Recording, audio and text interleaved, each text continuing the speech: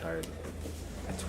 Hi everyone, I'm Sierra. I'm a sophomore from Oakland, California, which is just outside of San Francisco. Can everyone hear me okay? Yeah. Cool. Okay, great.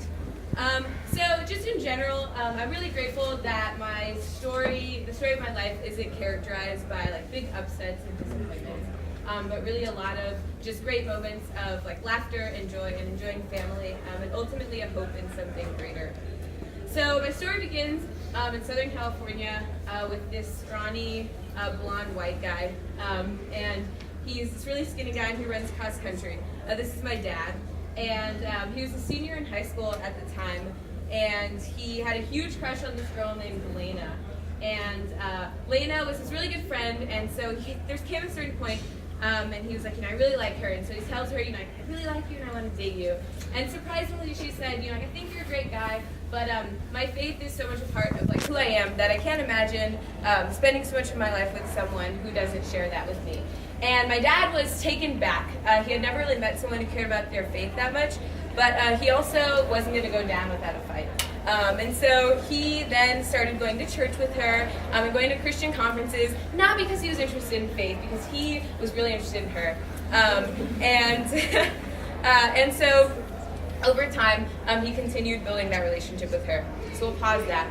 And then the story also begins with my mom, who grew up in Central California. She was one of 13 siblings.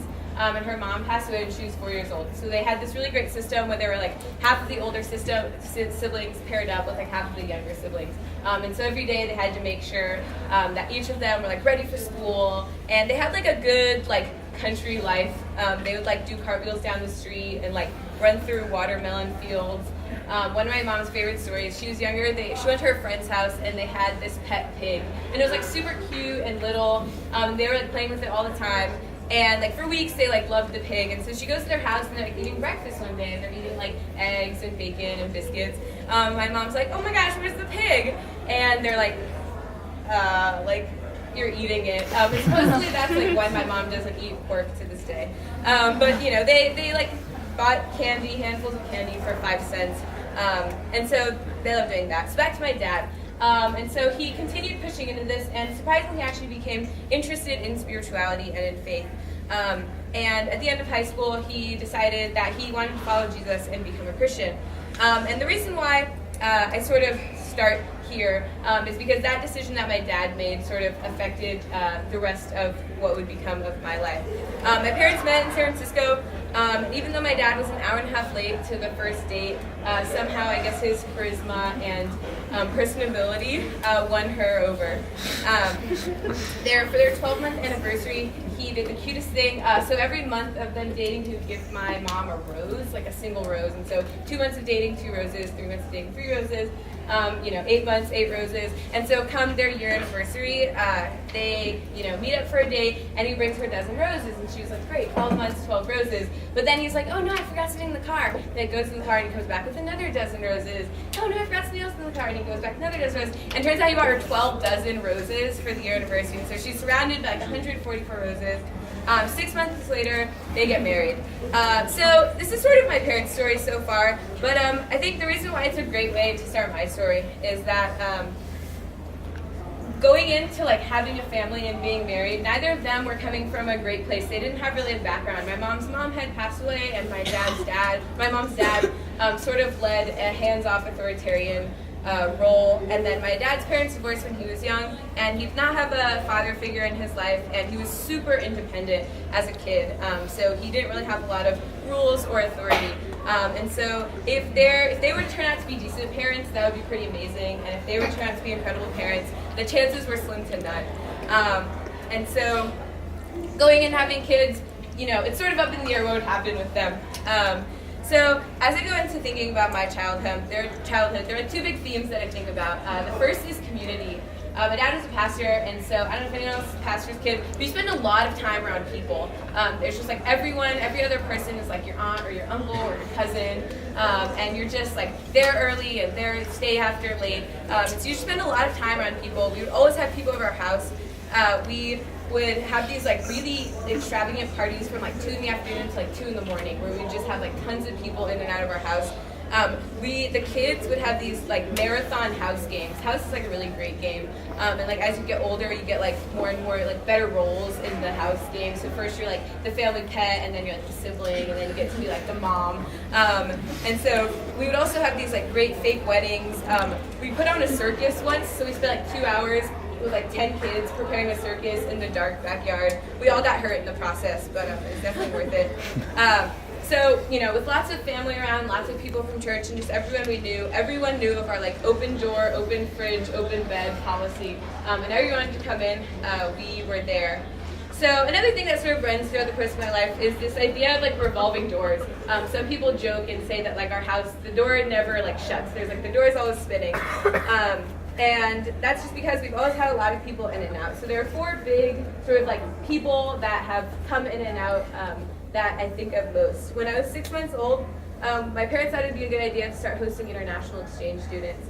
And basically they would come for like 6 to 10 months, and they would be from all over, and most of the time they were like 17 or 18 years old. So a lot of them had no English experience, no experience in the United States.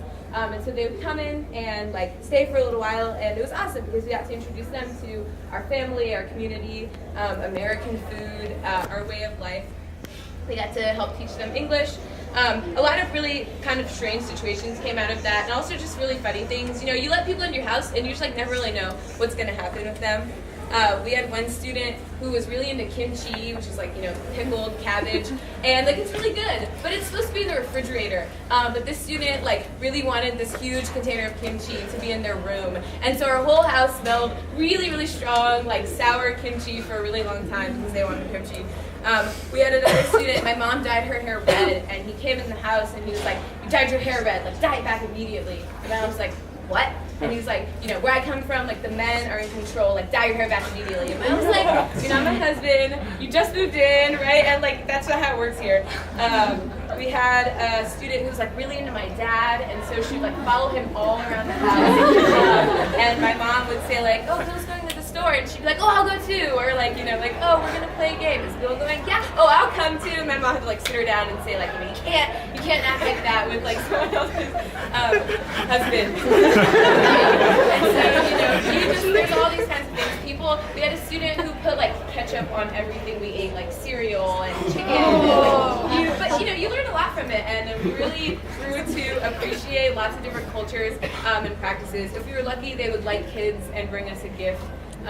If we weren't lucky, they like wouldn't know how to hold us as kids. My mom has a story where she's like, "Oh, you want to hold the baby?" And he like holds me and like starts dropping me because I've never held a kid before. And so that was really fun. So basically from 6 months old to 16 years old, there were always students going into my house. We had 2 students who stayed for 5 years each, along with other ones coming in and out. So that's like in the background. And you'd think that'd be like enough sort of in and out of the family, but it actually doesn't stop there. So when I was 5 years old, my mom had a best friend who was diagnosed with stage 4 ovarian cancer, and she didn't really have family to reach out to, and so she moved in with us. And it was actually pretty exciting because we got to have someone else around the house. And so every morning, when I was in kindergarten, there were late birds and early birds, which is like the best system ever. I don't know why it didn't continue, but there are kids who would go to school from like 8 to 12 and then like 10 to 2. So fortunately, I was a late bird, which is actually probably the reason why I'm still not a morning person to this day. But I got to wake up, and I would wake up Auntie Autumn every morning and jump on her bed, and we watched this show called Itsy Bitsy Time, which is like a compilation of like cartoons and like trains and princesses, and she told me it was her favorite, so like I believe that because it was my favorite too. And then like an hour into the morning, my mom would come in, and together we would like give her a morphine shot, which like seems kind of morbid for a 5-year-old to be giving someone like a shot of medication, but it was all part of like us working together to take care of people. One time my mom was out and my aunt needed her medication, and so people were there, called my mom like really frantically, like, "We don't know how to give her medication." And she's like, "I'm sorry, I'm in traffic, like I'll be there." My mom gets home an hour later, and everything was calm, and she's like, "What happened?" And my older sister, who was like 8 at the time, was like, "Oh, Mommy, I know how to do it." And there were like 7 steps, and she had like hooked up all the different things. And it was just because like we had been like watching my mom and just really fortunate to be a part of her life. Unfortunately, she passed away 2 years after living with us.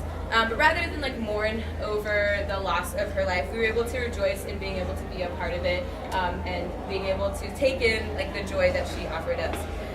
A year after that, we had a friend who was in college, and she was pregnant and wanted to keep the baby but did not want to raise it for the next few years. And so we agreed to babysitting for a weekend, except babysitting is pretty dangerous because that often turns into far more than babysitting. But he stayed with us for a weekend, and he was the cutest thing ever. I pass around photo strip 1. He was the most adorable little boy ever. And we babysat him for 1 weekend, but very quickly the babysitting turned into like a week of babysitting, and then like 3 weeks of babysitting. And sure enough, 5 years later, he had lived with us for the better part of those 5 years. And he, really, really, really adorable kid. I remember the first time we gave him like food to eat, like cereal, rice cereal, and it was just like all over the place. There's actually a picture there, all over, and we're like cleaning up the floor, but it was super cute. When he took his first steps, he started to walk, and my mom was like, oh my god, like don't let him walk yet. We like grab the camera, and he like starts to walk and then falls, and it was like super exciting, and we're all just like cheering, and he just started sobbing because he was really overwhelmed. We're like, yeah, and he just starts crying. He was really clingy to us, which like usually clingy is not that good of a trait in a child, but it was really exciting because we were excited that we got to be the ones that he clung to. And so wherever we would go, he would like want us to hold him. I don't know if you guys have younger siblings, but like kids just like find their way into your heart pretty efficiently. He had his own room, and he lived with us for a while. After 5 years, his mom decided to take him back though. And so those were those revolving doors spinning where people go in and out. And even though we loved him and took care of him, unfortunately it couldn't last. Another year later, we had a friend, it's like a similar story, who was diagnosed with cancer, and she was 24, and at the time she had a 1-month-old child and an 18-month-old child. And so we started taking care of the kids for her as she went in and out of treatment. One summer, when she was first going through treatment, we would go to their house at like 6 in the morning every morning. We would stay throughout the whole day and leave at like 8, go home, and then come back at 6 in the morning. This was every day of one summer after my 8th grade year. That summer was actually really fun. We got to play with kids. We got to see them hit like motor milestones and emotional milestones. One day, we were cleaning up the house. Like I was cleaning and cooking and taking care of kids. There was like a candle on the dresser. And I was just being a busybody like I always am, and I was like sitting down, picking something up, and someone was like, what is that weird smell? And they're like, oh my god, Sarah! And my hair was on fire, and I was just like, oh no! And so like, lost a huge clump of the center of my hair. And the smell of burnt hair is actually really horrible. Yeah, so that summer was, there were some great days where we were all having fun and like took walks, and then there were some days where we had to be quiet because their mother was in a lot of pain. A lot of hopeful, healing stories, and then a lot of sad, sort of like times in which she wasn't getting as better. 2 years. When she was 2 years old, she started living with us full time, and she was a genius. We bought this book called Ruthie and the Not So Teeny Tiny Lie, and it was just like this book about this fox that like tells a lie. And we read it to her a bunch of times. And one time she sits down and she was like, "I'm gonna read you the book," and she's like, "Ruthie and the Not So Teeny Tiny Lie." But we knew she couldn't read. She was 2.5, and she proceeds to like go through every single page of the book, and like. It wasn't like where you just described the picture. She had like memorized every single line of like this book that we had been reading her. She was like a genius. I remember it was really hard to put her to sleep because she was like in and out of loud people's homes. And so I remember the first night that I like braved putting her to sleep on my own. I wouldn't let my mom come in. I wouldn't let anyone else come in. And I like read a book and then like read it quieter, more and more quiet, and then like sang a little bit and like pat her to sleep. And it was like a 2-hour ordeal. But I walked out and I was like, yeah, like put a kid to sleep. I was really proud of that. So at the end of 4 years of her living with us, once again, the doors were spinning, and she moved to be with her dad. The years that she lived with us, the hardest part about those were the death of her mother and the rapid decline of her father, who found himself in a broken world. But we were fortunate to be able to take care of her for the time that we did. So through all of this, surprisingly, my parents were able to take care of all these different people and never cease to make my sister and I remind us and make us feel that we were the absolute center of their worlds. my dad, I can't remember a night of my childhood where my dad didn't read me to sleep. He would like read me books, kid books, and then he would dim the lights and sit on the foot of my bed and like read me like theology books and like anything he wanted, just so that I could fall asleep to his voice and he could be there when we fell asleep. Anything that happened to us, anything we did, it was like his greatest priority. So whatever we were learning in school, whatever spelling test we were taking or like teacher field trip needed for school, my dad was there.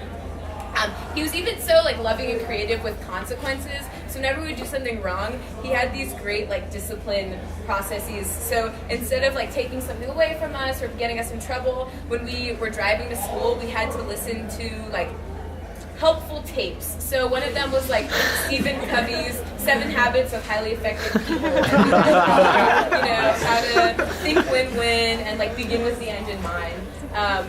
The other one was Julia Morgenstern on like organization and like organizational brains and like how to organize your life and your room. And then another one was Fred Jones on like how to be a good teacher. And he even sent us to like a teacher's conference with like real teachers, just like to help us grow in learning things. Even to this day, my dad continues to show me love. Every day he sends me a note card like this in the mail. Sometimes they're letters, sometimes they're like different thoughts, but every day I've gotten one since I've left home. My favorite one is one of the first ones he sent me. He talks about like my childhood and me, and he talks about like having a really hard time when my mom was pregnant, and he was worried that he wouldn't be able to like love a second child the way that he could love his first child. And he says, when mommy was first pregnant with you, a time came when I became very seriously concerned that I could ever have someone who could parallel my love for my first child. And he talks about like how he called his mom. He was like super concerned. But then he ends in saying, you two have become 2 halves of my heart, each distinct and both complementary and necessary for me to be truly alive. Of all that I have done in my life or hope to accomplish for God, I believe it is most likely that whatever I have done to positively contribute to your lives will be the greatest gift I can offer him in the end. Like the little drummer boy, the gift I bring in my 2 hands or the beating of my heart will be you and your sister. And so my dad is the most loving person I know, and continues to show this. And this was like through all of these people and not in like the craziness of our lives. My mom home cooked the best meals ever. She made this lasagna like at least once every 2 weeks because it was really good. She was always like learning new recipes. I don't even remember ever not eating my mom's food growing up. And she would, every morning she would kiss us to wake us up and like kiss us goodnight, kiss us goodbye, and kiss us when we came back. I love my mom so much, so I did preschool at home with her, home preschool, and when it came time for kindergarten, I did not want to leave my mom. I loved her so much. So I cried every single day of kindergarten. Every single day. Like, I loved my teacher, had good friends, but like my mom would sit at the bottom of the stairs and I would sob my way up and like sob in. I think I cried like for less amounts of time, but every day there were tears in kindergarten. First grade, I started like cleaning it up. I got through like half the year with tears, and then the end, it was like smooth sailing. Second grade, probably just like the first couple weeks. But then third grade, I had a really mean teacher, so that gave me a right to be a little more emotional. So like, cried again there. Fourth grade, I was like ready to just, like take it away. But then I went to new school, so I had like no friends, and there were new people.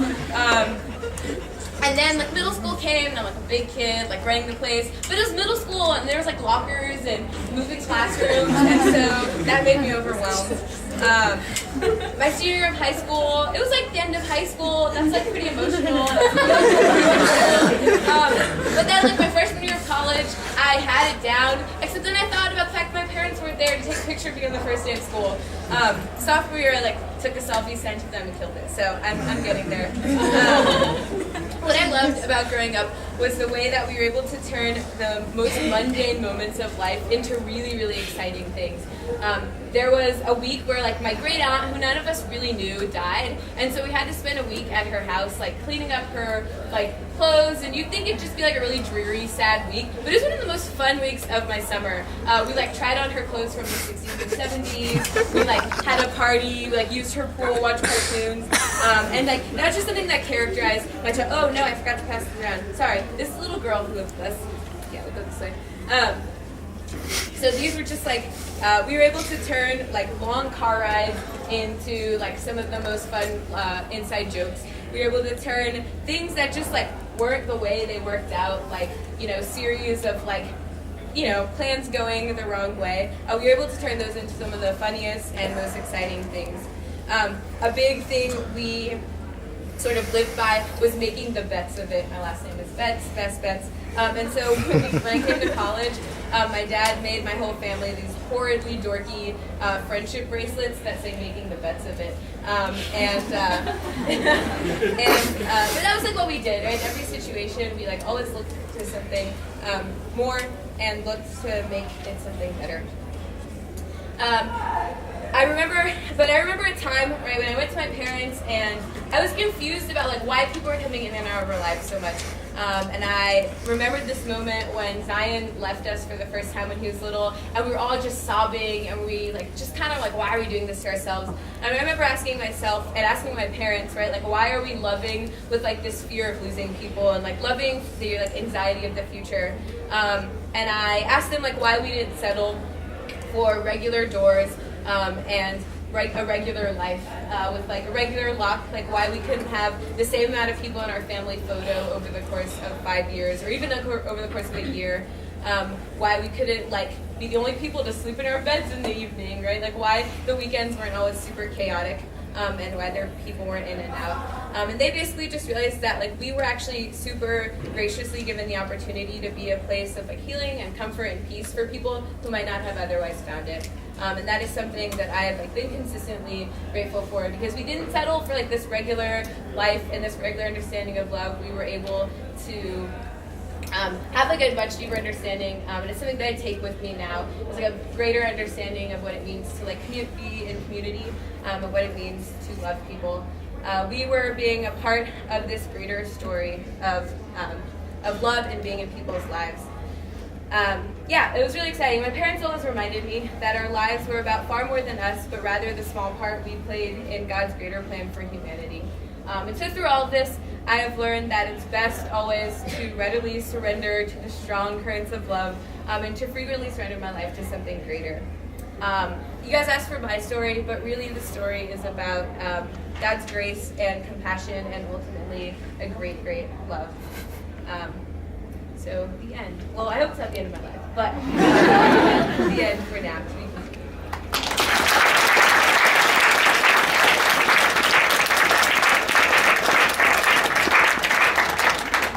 You have any questions? Any questions? Comments or concerns?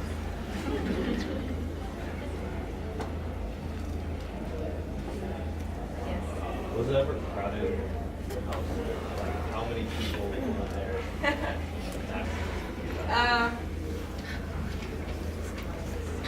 There was a time where, like, for a week, there were like 14 people staying in the house. That was probably the most, because that was not regular, but like, yeah. That was The baby or the girl that you went to music, like a sister or an older brother. you? Yeah. He ended up living with his grandparents, and like sort of stayed with us sometimes. Yeah.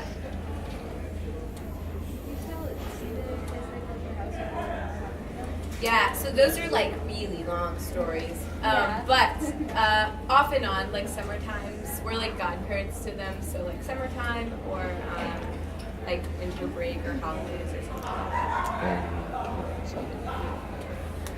Do you want to have kids? Of course.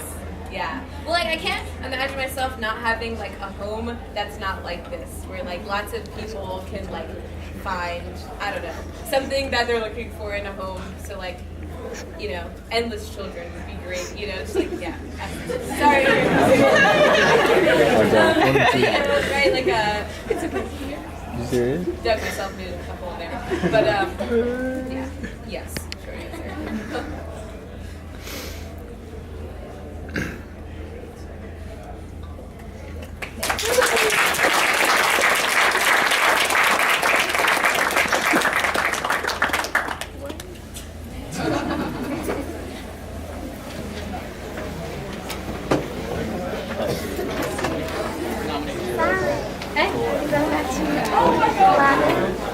Film yourself.